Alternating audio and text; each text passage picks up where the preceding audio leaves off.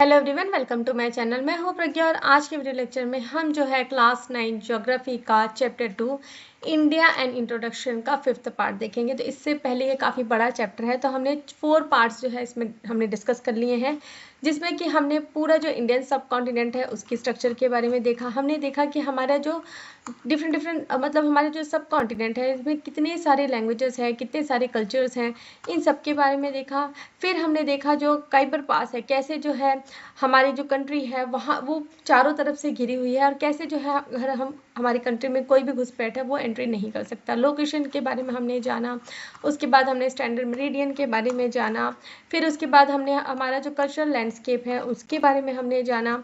उसके बाद जो है हमने काफ़ी सारे जो है मतलब हमने बहुत सारी इन्फॉर्मेशन ले ली है। तो इसमें हमने हिमालयस के बारे में जाना। हिमालयस जो है ईस्टर्न हिमालयस हो गया, आपका नॉर्दर्न हिमालयस हो गया, सारे वेस्टर्न हिमालय हो गया, सारे चीज़ों के बारे में जाना। तो फिजिकल फीचर्स जो है इंडियन सब कॉन्टिनेंट इसके बारे में हमने जाना। Himalaya, north and north eastern mountain ranges. उसके बाद जो है हमने ग्लेशियर्स के बारे में जाना। फिर नॉर्थ ईस्ट और नॉर्थ ईस्टर्न स्टेट्स के बारे में जाना कि वहाँ के लोग कैसे रहते हैं, वहाँ घर कैसे बने हुए होते हैं, वहाँ कौन से प्लांटेशन वो करते हैं, इंडस्ट्रीज़ कौन सी होती है, टूरिज़्म जो है जो हिमालय वाला रीजन है उसके बारे में भी हमने जाना था। ईस्टर्न हिमालयस के बारे में हमने काफ़ी सारे इन्फॉर्मेशन जो है हम पहले ही कन्वे कर चुके हैं। जो वीडियोस मैंने पब्लिश पहले कर दिए थे वो आप प्लेलिस्ट में जाकर चेक कर सकते हैं। अब जो है हमको स्टार्ट करना है प्लेन एरियाज। तो द वास्ट नॉर्दर्न प्लेन्स, तो हिमालयस जो है, जो हिमालय के जो रेंजेस हैं, इस तरीके से जो हिमालय के रेंजेस है उसके नीचे का जो प्लेन एरिया है, इस प्लेन एरिया के बारे में हमको बात करना है। तो इंडिया के जो उत्तर प्रदेश वाला एरिया आ गया, पंजाब वाला एरिया आ गया, ये सारे जो एरियाज आते हैं ये बहुत ही फर्टाइल एरिया है और मोस्टली उत्तर प्रदेश जो है हमारी कंट्री का सबसे ज़्यादा पॉपुलेटेड स्टेट है। तो ये क्यों है? क्योंकि यहाँ पे जो एरिया है ये बहुत ज़्यादा फर्टाइल है। तो इसी वास्ट नॉर्दर्न प्लेन के बारे में हम इस वीडियो लेक्चर में बात करेंगे। तो स्टार्ट करेंगे the vast plain of north. Vast plain मतलब बहुत बड़ा प्लेन है, बहुत बड़ा एरिया है ये नॉर्दर्न साइड में। ये एक प्रोमिनेंट जोग्राफिकल फीचर है इंडियन सब कॉन्टिनेंट का। प्रोमिनेंट जोग्राफिकल फीचर क्यों बताया जा रहा है, क्यों बोला जा रहा है? क्योंकि बहुत मुख्य प्रोमिनेंट मतलब बहुत ही मुख्य। तो क्यों मुख्य है? क्योंकि ये रीजन जो है बहुत ही फर्टाइल एरिया है और यहाँ पे पॉपुलेशन भी ज़्यादा है, प्लेन एरिया है तो यहाँ डेवलपमेंट भी ज़्यादा है। तो इन सारी चीज़ों के कारण ये प्रोमिनेंट जोग्राफिकल फीचर है हमारे इंडियन सब कॉन्टिनेंट का। तो ये कहाँ से कहाँ स्प्रेड है? पाकिस्तान में, इंडिया में और बांग्लादेश में, 3 कंट्रीज़ में ये स्प्रेड है। ये पूरा जो नॉर्दर्न प्लेन्स की जब हम बात करते हैं तो ये जो प्लेन है ये 3 रिवर से बना हुआ है, Indus river, Ganga river and Brahmaputra river. तो आगे देखेंगे टू द वेस्ट। तो वेस्टर्न साइड में क्या है? Indus river valley. In the middle is Ganga river valley. तो ये वेस्टर्न साइड में हमारे हैं इंदस रिवर वैली और मिडिल में है आपका गंगा रिवर वैली और ईस्टर्न साइड में है आपका Brahmaputra river valley. That is why it is also called Indus Ganga Brahmaputra valley. और इसी के कारण इसे और क्या कहा जाता है? इंदस गंगा ब्रह्मपुत्र प्लेन भी कहा जाता है। तो दे आर फॉर्म, ये कैसे कब फॉर्म हुए हैं? जब हिमालयस का क्रिएशन हो गया, जो हमने लास्ट जो हमारे जो पार्ट्स हैं उसमें हमने डिस्कस किया था। तो उसमें हमने देखा था कि हिमालय का फॉर्मेशन कैसे हुआ था। तो हिमालय के फॉर्मेशन होने के बाद जो है ये प्लेन एरियाज जो है डेवलप हुए। तो हम इसे और क्या बोल सकते हैं? We can call the plain as a gift of Himalayas. तो हम ये जो प्लेन एरिया है इसको हम हिमालय जो माउंटेन है उसका एक तरीके का गिफ्ट के तौर पे मान सकते हैं। और ये जो एरिया है ये cradle of civilization and culture है। तो cradles of civilization and culture मतलब बर्थ प्लेसेस है जहाँ बहुत सारे सिविलाइजेशन फ्लरिश हुए। हड़प्पा सिविलाइजेशन हो गया, आपका इंडस वैली सिविलाइजेशन हो गया, और आज के डेट के भी जो भी सिविलाइजेशन है ये मोस्टली इन एरियाज में फ्लरिश हो रहे हैं। दे offer all facilities for earning a livelihood. That is why large percentage of India's population lives here. तो ये जो एरिया है जैसे कि मैंने बताया बहुत ही फर्टाइल एरिया है। तो यहाँ पे अर्निंग्स है ना, पहले यहाँ पे जो लोग हैं वो एग्रीकल्चर पे ज़्यादा रिलाई करते हैं। तो और प्लेन एरिया है तो इंडस्ट्रीज फैक्ट्रीज भी यहाँ पे अच्छे से एस्टेब्लिश हो सकती है। तो इसलिए जो है यहाँ पे लोगों को रोजगार का जरिया बहुत अच्छा मिल पाता है। इसलिए जो ये एरिया है यहाँ पे इंडिया की बहुत सारी पॉपुलेशन रहती है। तो topographically the vast plains are similar but they harbour immense diversity. तो टोपोग्राफी के हिसाब से अगर देखें, टोपोग्राफी मतलब प्लेन एरिया है ना, ऊपर नीचे जो जमीन स्तर पे हम अगर हम देखें तो ये जो प्लेन एरिया है वो सिमिलर है। लेकिन इसमें इमर्स डाइवर्सिटी है। इमर्स डाइवर्सिटी मतलब हार्बर इमर्स डाइवर्सिटी मतलब यहाँ पे जैसे रेनफॉल, तो कोई कोई जैसे रेनफॉल की अगर हम बात करें तो रेनफॉल यहाँ पे यूनिफॉर्म नहीं है, कोई रीजन में ज़्यादा रेनफॉल होती है, कोई रीजन में कम रेनफॉल होती है। तो rain is main crops in eastern plane, तो ईस्टर्न प्लेन वाले एरिया में राइस जो है वो ज़्यादा होता है ईस्टर्न साइड में, और वेस्टर्न साइड में वीट ज़्यादा उगाया जाता है। जैसे पंजाब वाला एरिया हो गया, हरियाणा वाला एरिया हो गया, तो उत्तर प्रदेश हरियाणा पंजाब वाले एरिया में गेहूँ की खेती ज़्यादा होती है। तो कुछ इंटरेस्टिंग फैक्ट्स हम देखेंगे। तो सबसे पहला क्या है आपका, ये जो ह्यूज प्लेन है ये कितना किलोमीटर तक है, around 2400 kilometre long and 150 to 480 kilometre wide. तो इतना बड़ा एरिया है ये ह्यूज प्लेन का, और ये कितना टोटल एरिया कवर करता है, 7,75,000 स्क्वायर किलोमीटर, इतना एरिया ये कवर अप करता है। उसके बाद हड़प्पा सिविलाइजेशन जो है इसी प्लेन पे डेवलप हुआ था। उसके बाद माजुली आइलैंड, ठीक है, माजुली आइलैंड असम में है, ये सबसे बड़ा रिवराइन आइलैंड है। रिवराइन आइलैंड मतलब एक रिवर के बीच में, वैसे तो हम जब आइसलैंड के बारे में बात करते हैं तो जो ये आइसलैंड होता है वो एक समुद्र के बीच में होता है, लेकिन यहाँ पे एक नदी के बीच में आइलैंड है जिसका क्या नाम है, माजुली आइलैंड, जो कि आसाम में है। Next, formation of the plain, तो ये इस प्लेन का फॉर्मेशन कैसे हुआ, तो हमने जो प्रीवियस जो चैप्टर है उसमें हमने देखा था, प्रीवियस जो सेशन है उसमें हमने देखा था कि हिमालयस का फॉर्मेशन कैसे हुआ, ज्योग्राफिकल जियोलॉजिकल डिस्टर्बेंस के कारण। तो ये जो जियोलॉजिकल डिस्टर्बेंस है, जो यहाँ पे पहले एक सी हुआ करता था, तीथिस नाम का एक सी हुआ करता था, जो कि अब नीचे दब चुका है, उसका अब अस्तित्व नहीं है, करंट में उसका अस्तित्व नहीं है, पहले के बहुत ही मिलियन ईयर्स पहले ये हुआ करता था। तो ये जो सी है इसके अंदर जो जियोलॉजिकल डिस्टर्बेंस आए उसके कारण जो हिमालय का फॉर्मेशन हुआ, इसके कारण, ठीक है, इसके कारण एक नैलो थ्रो मतलब क्या होता है, दो जमीन के बीच में एक गड्ढा टाइप का जो एरिया होता है उसे थ्रो कहा जाता है। तो ये थ्रो बन गया हिमालयस और डेक्कन प्लेटियो में, ठीक है, बिटवीन द हिमालयस और डेक्कन प्लेटियो के बीच में ये प्लेन वाला एरिया बन गया, एक गड्ढा बन गया। तो प्लेटियो क्या होता है, पठार एरिया, मतलब एक ऊंचाई में ही होता है, हिमालयस भी ऊंचाई में, तो हिमालयस और डेक्कन प्लेटियो के बीच में ये एरिया बन गया, is the remains of the Tethys sea, और ये क्या है, ये थिथिस सी का ही रिमेन्स है। और समय के साथ साथ with the passage of time, समय के साथ साथ ये जो रिवर है फ्लोइंग फ्रॉम द हिमालयस, जो रिवर्स हैं जो हिमालय से बह के आते हैं, इंदस, गंगा और ब्रह्मपुत्र और भी कई सारे इनके ट्रिब्यूटरीज हैं, ये जो रिवर्स हैं इनके फ्लो होने के बाद जो है ये northern peninsular plateau, flowing in the northern peninsular plateau deposit क्या किया, सेडिमेंट्स डिपोजिट हुए, और इससे जो है ये वास्ट फर्टाइल प्लेन जो है बन गया। और आज भी अगर हम खुदाई करें थाउजेंड ऑफ किलोमीटर आप डीप भी चले जाएंगे प्लेन में तो आपको सेडिमेंट्स ही मिलेंगे, यहाँ पे कोई भी पत्थर वगैरह पथरीला एरिया नहीं है। तो आप ये इमेजिन कर सकते हैं कि कितना साल पहले ये जो है प्लेन एरिया फॉर्म हुए होंगे, कितना साल लगा होगा इन प्लेन को फॉर्म करने के लिए। तो ये वाला जो पार्ट था हमने देखा था कि मिलियंस ऑफ ईयर्स अगो की एक्टिविटी है जिसमें हिमालयस का जन्म हुआ था। तो ये जो ये यहाँ मैप पे हमको बताया गया है, ये इंडिया का मैप है, तो कोस्टल एरियाज को यहाँ पे नहीं डिस्क्राइब किया गया है। तो ये जो ऊपर का जो पार्ट है जितना भी ग्रीन कलर में दिखा रहा है, ये क्या है आपका मैप। बहुत ज़्यादा ध्यान से देखेंगे, हमेशा जो है मैप आपके आइस में होना चाहिए, मतलब आपके दिमाग में छपा हुआ होना चाहिए, तभी हमको चीज़ें बहुत अच्छे से समझ में आती हैं। तो ये ग्रीन वाला जितना एरिया है तो ये हिमालयस का एरिया है, ठीक है, हमने पहले के पार्ट्स में देखा, ये पूरा हिमालयस का एरिया, हिमालय के नीचे नीचे ये जो एरिया है इसे प्लेन एरिया कहा जा रहा है। तो इसमें इंपॉर्टेंट जो रिवर है ये सिंधु, इंदस, और इसकी ट्रिब्यूटरीज देखिए, झेलम, चिनाब, रवि, सतलज, ये इसकी ट्रिब्यूटरीज है। उसके बाद आपके हो गए आपका हो गया गंगा नदी, यमुना नदी, चंबल, सिंध, बेटवा, केन, घाघरा, गंधक, कोसी, सन, फिर गंगा नदी पूरा बहते हुए यहाँ बांग्लादेश के पास जाकर समुद्र में बे ऑफ बंगाल में मिल जाती है। और वैसे ही ब्रह्मपुत्र रिवर जो है इधर से आते हुए नॉर्थ ईस्टर्न स्टेट से आते हुए जो है बांग्लादेश में मिल जाती है, जहाँ पे गंगा और ब्रह्मपुत्र मिलता है। ये जो एरिया है ये सुंदरबन डेल्टा कहलाता है। क्या कहलाता है, ये सुंदरबन डेल्टा कहलाता है। So physical division of northern plain, तो नॉर्थर्न प्लेन के फिजिकल डिवीजन के बारे में हमको देखना है। तो जो वास्ट नॉर्थर्न प्लेन की हम बात कर रहे हैं, वास्ट मतलब बहुत बड़े नॉर्थर्न प्लेन की बात कर रहे हैं, इनको हम तीन सेक्शन में डिवाइड करते हैं।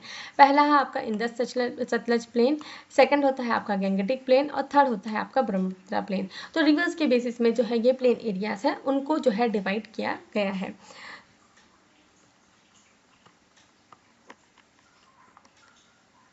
तो सबसे पहले हम देखेंगे द सतलज प्लेन।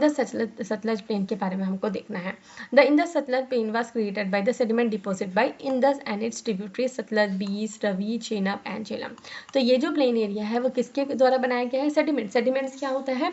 जो नदी, जब नदी अपने साथ बहती है, जब नदी बहती है तो अपने साथ क्या है? मिट्टी हो गया, छोटे छोटे कंकड़ पत्थर हो गए, उसको भी बहाते हुए लेके जाती है। और बहाते बहाते क्या है, ये जो साइड में जो एरिया है, बैंक है, रिवर के बैंक पे, वहाँ पे डिपॉजिट करते हुए जाती है। तो ये जो डिपॉजिट्स है इसे ही सेडिमेंट्स कहा जाता है और इसमें ही प्लेन एरियाज बनते हैं, डेवलप होते हैं। तो ये जो सेडिमेंट्स है ये डिपॉजिट करते जाती है और इसी डिपॉजिट से Indus plain, Sutlej plain area create हुआ है। तो major portion of the plain lies in Pakistan, और इस प्लेन का मेजर पोर्शन जो है वो कहाँ पे है? पाकिस्तान वाले एरिया में है। ये जो सतलज सिंधु मतलब इंडस रिवर के बारे में ही बताया जा रहा है। तो ये जो मेन एरिया में जो मेजर एरिया है वो पाकिस्तान में आता है। In India it covers the state of Punjab and Haryana. और इंडिया की बात करें तो इंडिया में पंजाब और हरियाणा वाले एरिया को कवर अप करता है। तो इसे इसलिए कहा जाता है पंजाब हरियाणा प्लेन। और ये कैसा है? एक फ्लैट फर्टाइल एरिया है।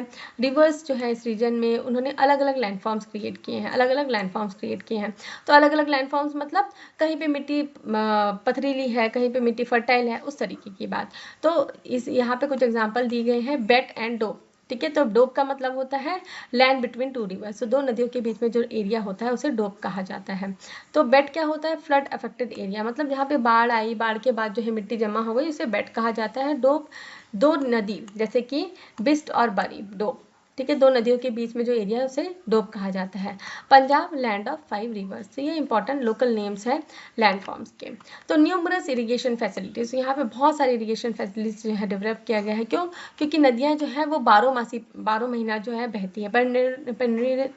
पेरिनियल रिवर्स का मतलब क्या होता है? जो नदियाँ 12 मासी बहती है, मतलब साल के 12 महीने बहती है, कभी भी सूखती नहीं है। और इसलिए जो है यहाँ के लैंड की प्रोडक्टिविटी भी ज़्यादा है।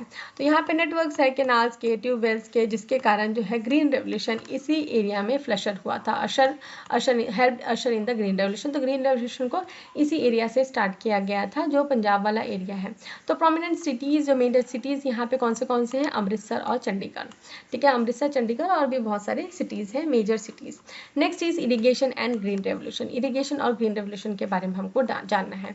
तो after independence India adopted a new agriculture policy that led to rapid development of irrigated regions of Punjab, Haryana, western Uttar Pradesh. तो इंडिपेंडेंस के बाद में जब हमने देखा कि फूड शॉर्टेज हो रहा है, हमारी कंट्री ने देखा फूड शॉर्टेज हो रहा है, तो हमको जो फूड ग्रेन्स है वो बाहर से मंगवाना पड़ता था, मतलब इम्पोर्ट करना पड़ता था। इसलिए जो है इंडिया ने नई एग्रीकल्चर पॉलिसी को अपनाया। तो इसमें क्या है? हाई यील्डिंग वेराइटीज़ जो है सीड्स की, उनका यूज़ करके एग्रीकल्चर मतलब खेती किया जा रहा था। तो ये जो है ये इन्हीं एरिया में पंजाब, हरियाणा और वेस्टर्न उत्तर प्रदेश वाले जो एरिया है वहाँ पे से स्टार्ट हुआ। तो एग्रीकल्चर प्रोडक्शन जो है वो increase manifold as the result of intensive agriculture production practices based on the use of short duration, high yielding variety seeds, irrigation, fertilizer, pesticides etc. तो ये जो एग्रीकल्चर प्रोडक्शन है वो बहुत ज़्यादा इंक्रीज हुआ। क्यों इंक्रीज हुआ? क्योंकि हमने क्या किया? इंटेंसिव एग्रीकल्चर प्रैक्टिसेस का यूज़ किया। उसमें क्या क्या था? ऐसी वेराइटीज़ का, ऐसी हाई यील्डिंग वेराइटीज़ का सीड्स का चयन किया गया जो शॉर्ट ड्यूरेशन में ही उपज दे देती थी। और उसके बाद इरिगेशन फैसिलिटीज़ को भी बढ़ाया गया, फर्टिलाइजर्स भी अच्छे यूज़ किए गए, पेस्टिसाइड्स भी यूज़ किया गया। तो per hectare rose even on small size farm. तो छोटे छोटे जो फार्म्स है उनमें भी जो पर हेक्टेयर ईल्ड्स मतलब उपज थी वो बढ़ गई। तो new agriculture techniques help farmer harvest 2 crops इन ईयर। और इन एग्रीकल्चर टेक्निक्स के आने के बाद से फार्मर्स जो है अब क्या करने लग गए? 2 क्रॉप्स जो है एक ही साल में उगाने लग गए। तो this increase their income and there was prosperity all around. तो इसके कारण जो है इनकम जो है वो उनकी बढ़ गई, पैसे जो उनके बढ़ गए, और प्रॉस्पेरिटी मतलब चारों तरफ जो है अच्छा एक वातावरण, सब फलने फूलने लग गए, मतलब सबके पास खाने के लिए पर्याप्त भोजन हो गया। तो green revolution help India become self sufficient इन फूड प्रोडक्शन। तो जैसे कि मैंने पहले बताया कि आपको पहले क्या हो रहा था कि आज़ादी के बाद जो हमारा जो कंट्री है उसमें भूखमरी सी छा गई थी, मतलब हमारे पास खाने के लिए इनफ फूड ग्रेन्स नहीं था। तो ग्रीन रेवोल्यूशन के आने के बाद से हमारी कंट्री सेल्फ सफिशिएंट हो गई, मतलब इतना अनाज तो वो उगाने लग गई कि हम खुद के लिए सफिशेंटली लोगों को प्रोवाइड कर सके। तो वीट के साथ साथ besides wheat crops like millets, maize, cotton, sugar cane are also cultivated. Nowadays rice is grown in some part of this region. तो इस रीजन में वीट के साथ साथ कौन से चीज़ें उगाए जाते हैं? मिलेट्स हो गए, मिलेट्स में आपके बाजरा, रागी ये सब आ जाते हैं। उसके बाद आपके मक्का हो गया, कॉटन हो गया, शुगर केन भी इन एरियाज में लगाया जाता है, और कई जगह पे राइस, चावल भी लगाए जाते हैं। So canals reach the river water over a wide area. तो कनाल्स जो है, जो भी कनाल्स बनाए जाते हैं वो एक काफ़ी बड़े एरिया तक पहुंच पाते हैं और easily construct, it is easy to construct canal in the plain in the plains because river flow almost at the level of surrounding fields. The bank of the river are bridged to build canals.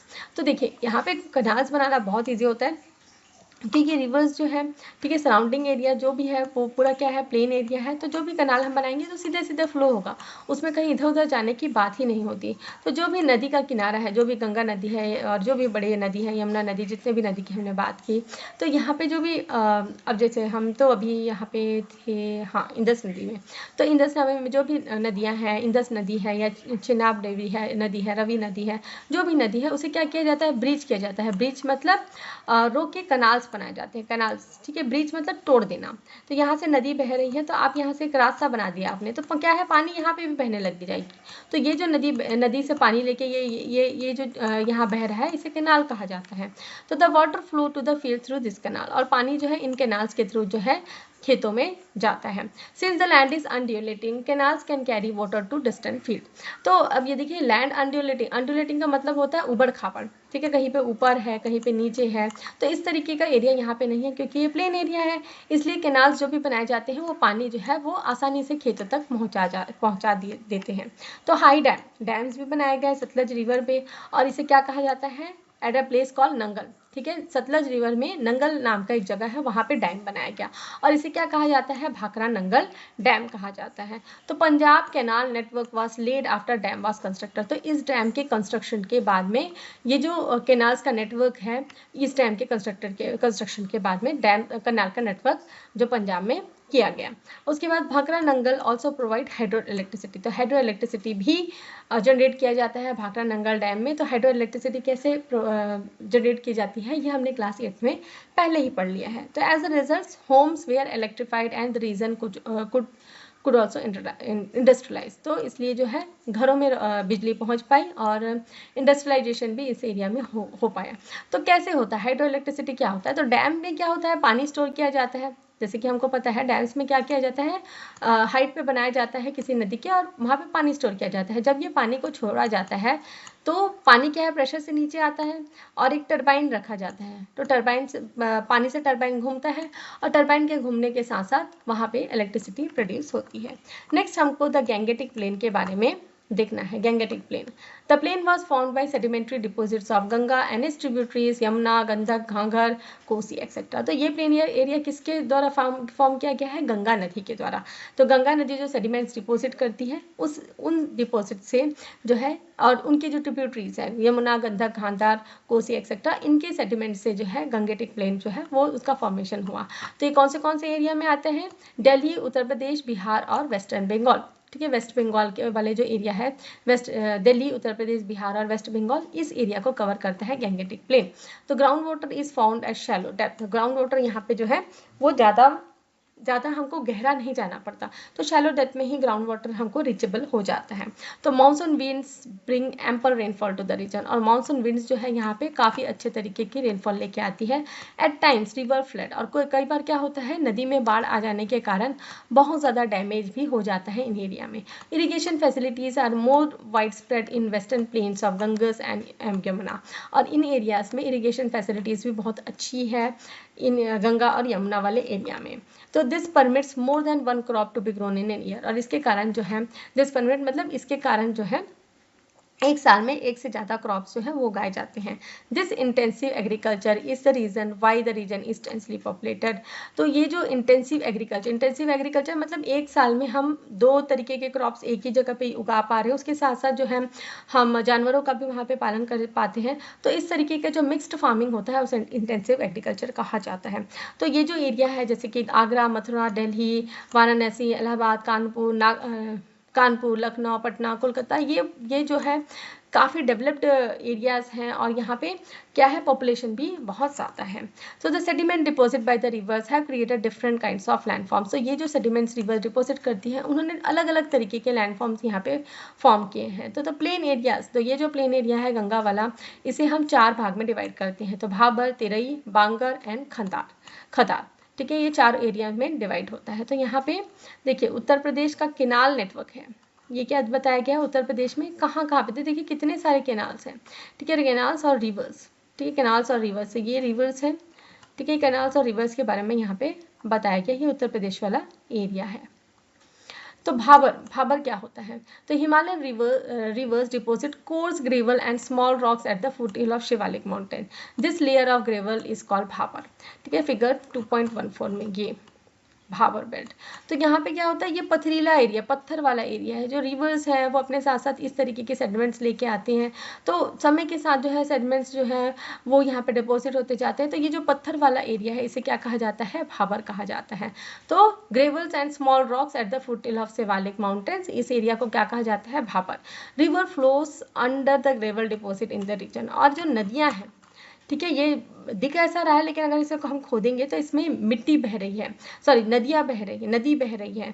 तो इन जो deposits है इसकी अंदर से ही नदी बहते रहती है। उसके बाद होता है तेरई, तो river that disappear in the Bhabar belt, ठीक है, जो रिवर जो है ये भाबर बेल्ट में जो डिसअपियर हो रहा है, ठीक है, रीसर्फस प्लेन एरिया में हो जाता है, प्लेन एरिया में फिर से ये रीसर्फस हो जाता है और इनका वाटर जो है दूर तक फैलते जाता है। तो इसके कारण क्या होता है, जो लैंड है वहाँ पे जो मिट्टी है वो क्या हो जाती है, गीली हो जाती है, दलदल जैसी हो जाती है। तो इस एरिया को क्या कहा जाता है, तेरई कहा जाता है। और agriculture was developed in this region after independence. तो इंडिपेंडेंस के बाद में एग्रीकल्चर जो है, जो पेड़ पौधे जो इस तरीके के गीले एनवायरमेंट में हो सकते हैं वो यहाँ पे उगाए जाते हैं। उसके बाद आता है आपका भंगर। भंगर जो होता है फर्टाइल सॉइल को कहा जाता है।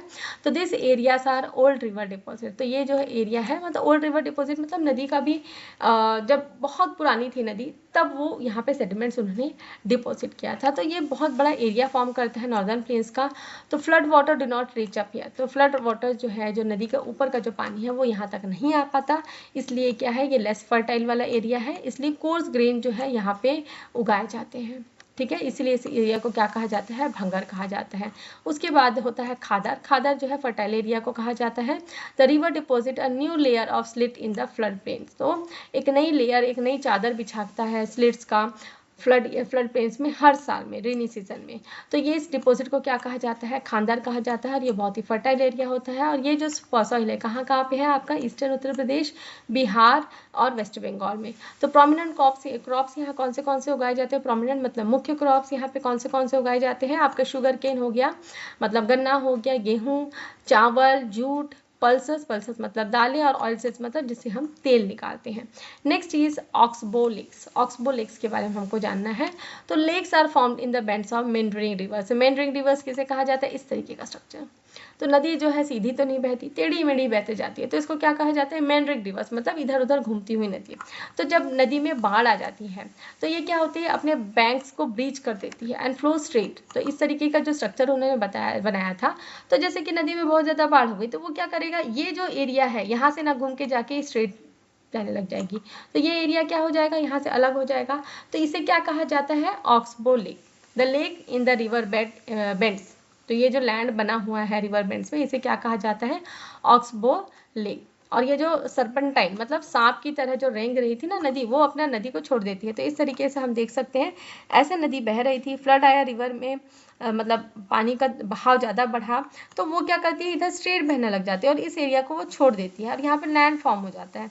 तो इसे ही क्या कहा जाता है, ऑक्सबो लेक कहा जाता है।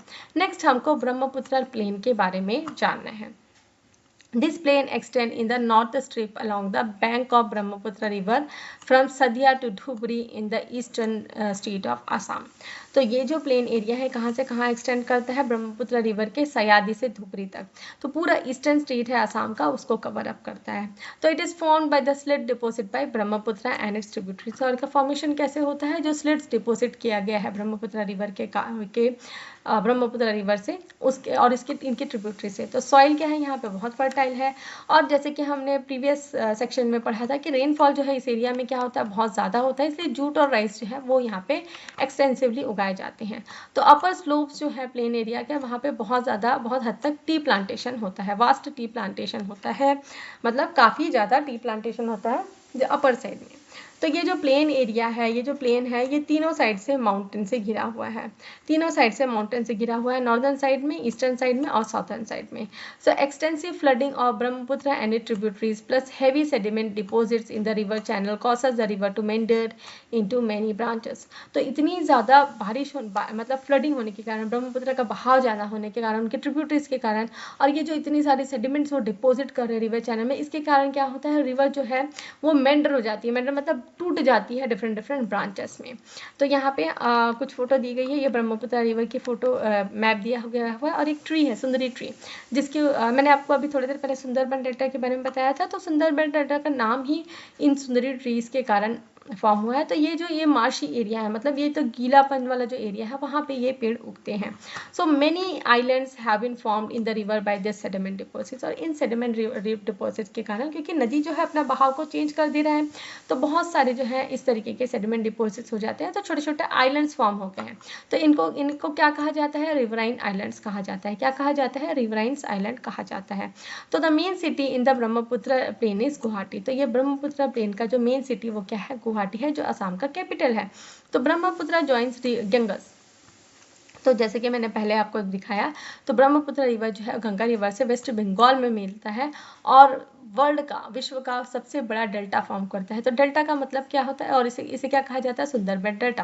तो डेल्टा का मतलब क्या होता है, जब नदी बहती है और वो समुद्र के पास पहुंच जाती है, तो क्या होता है, नदी का बहाव कम होते जाता है, तो इसलिए वो अपने साथ जो सेडिमेंट्स लेके आई है उसको आगे कैरी आउट नहीं कर पाती, तो वो ब्रेक होने जाती इस तरीके से डिफरेंट डिफरेंट वो चैनल्स में।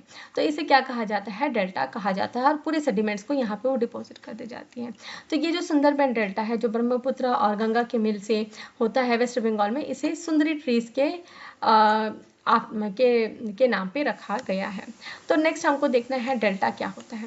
When a river reaches the end of its course, तो जैसे कि मैंने बताया, जब नदी अपने उफान पे होती है, जब माउथ पे पहुंच जाती है, ठीक है, जहाँ से मतलब नदी का बस अंत होने वाला है, नदी समुद्र में मिलने वाली होती है, draining into the sea, it is called old age river. तो यहाँ पे इस स्टेज में नदी को क्या कहा जाता है, ओल्ड एज रिवर कहा जाता है। तो ये जो ग्रेडियंट है, the gradient is gentle and the river current is extremely mild. तो ग्रेडियंट मतलब अपने साथ जो सेडिमेंट्स लेके आ रही है वो बहुत ज़्यादा होता है, जेंटल होता है, लेकिन जो रिवर की जो बहाव है वो क्या हो जाती है, बहुत ही धीरे धीरे हो जाती है। सो इसके कारण क्या होता है, वो जो सेडिमेंट लोड अपने साथ लेके आ रही है उसको आगे कैरी आउट नहीं कर पाती। तो ये जो सेडिमेंट्स है, ये यहाँ पे नदी जो किनारा है वहाँ पे वो जमने लग जाता है, तो रिवर बेड्स में, बैंक्स में जमा होने जाता है। इसके कारण जो ऑब्स्टिकल्स क्रिएट हो जाते हैं नदी के फ्लो में। तो इसके कारण क्या है, नदी जो है अपना डायरेक्शन चेंज करते जाती है, अपने पानी का जो डायरेक्शन है वो चेंज करते जाती है, और कई सारी डिस्ट्रीब्यूटरीज में, इस तरीके की डिस्ट्रीब्यूटरीज में डिस्ट्रीब्यूट होते जाती है नदी में मिलने से पहले। तो ये जो ट्रायंगुलर लैंड मास फॉर्म हो रहा है, ट्रायंगुलर के टाइप से दिख रहा है, तो ट्रायंगुलर लैंड मास जो फॉर्म हो रहा है नदी से, इस प्रोसेस को क्या कहा जाता है, डेल्टा फॉर्मेशन प्रोसेस। तो इसे क्या कहा जाता है, डेल्टा फॉर्मेशन प्रोसेस। तो हमने आज के वीडियो लेक्चर में काफ़ी कुछ जान लिया। नेक्स्ट वीडियो लेक्चर में हम स्टार्ट करेंगे northern plain and its people. तो यहाँ से हम स्टार्ट करेंगे। तो नेक्स्ट हमारा होगा पार्ट 6। तो पार्ट 6 में हम नॉर्थर्न प्लेन्स और के पीपल्स के बारे में जानेंगे।